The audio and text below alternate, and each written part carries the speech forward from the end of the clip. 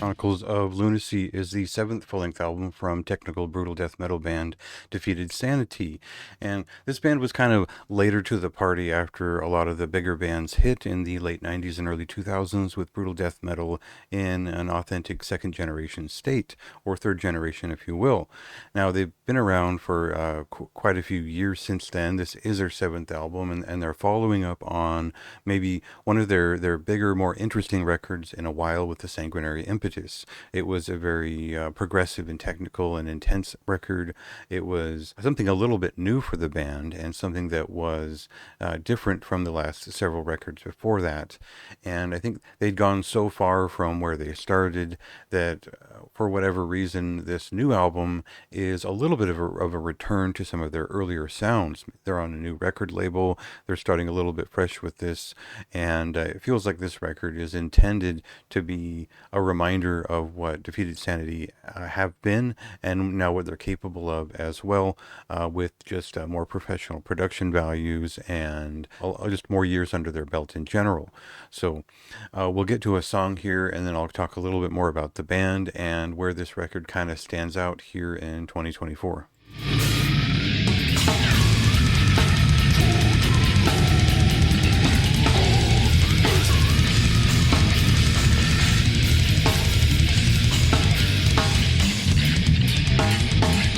So after sitting with the latest Ingurgitating Oblivion record, which featured Lila Gruber on the drums, sitting with the new Severe Torture record, which was a similar return to form, but also shows what they've done in the past. There was a new Malignancy out this year, and that was kind of a combination of new and old ideas, but very classic Malignancy otherwise.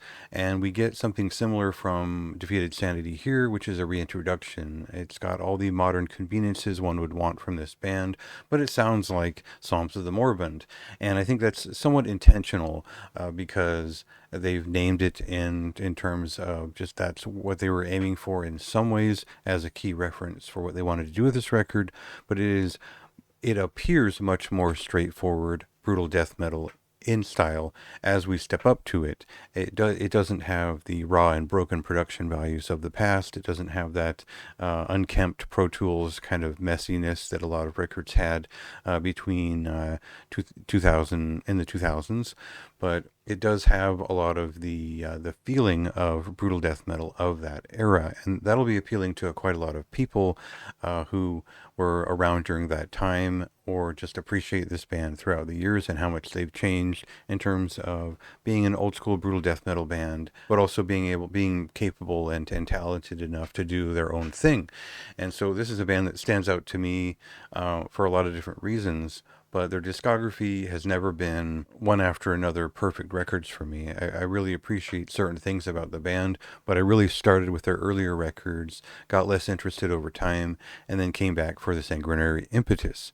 So I was hoping there would be more of the awkward and kind of fucked up energy of that record on here. There is, but it's really around the edges. There's not a lot of the remnants of that feeling other than the drum noise or the drum sound and the way that it's been presented in the mix. It feels very much like a living, breathing organism that drives the record, and it's kind of the best part about this besides the riffs, and you're here for the riffs.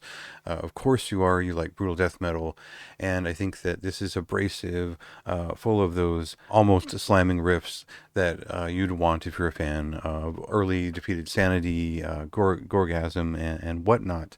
So there's really nothing wrong with this record. It's very straightforward. It's succinct. It's a good time to be a fan of brutal death metal when you're getting records like this, kind of out of the blue. It was worth waiting for, and for me, that's a high recommendation, a very high recommendation even.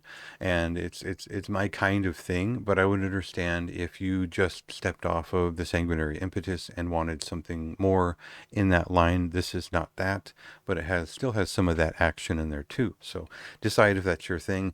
I think for me, I was on the fence until I'd gotten about 3 listens into it, and then couldn't really deny that this is an above average band, one that's always had their own unique knack for the riff, for brutal death metal compositions, and just one of the finest drummers to ever do it.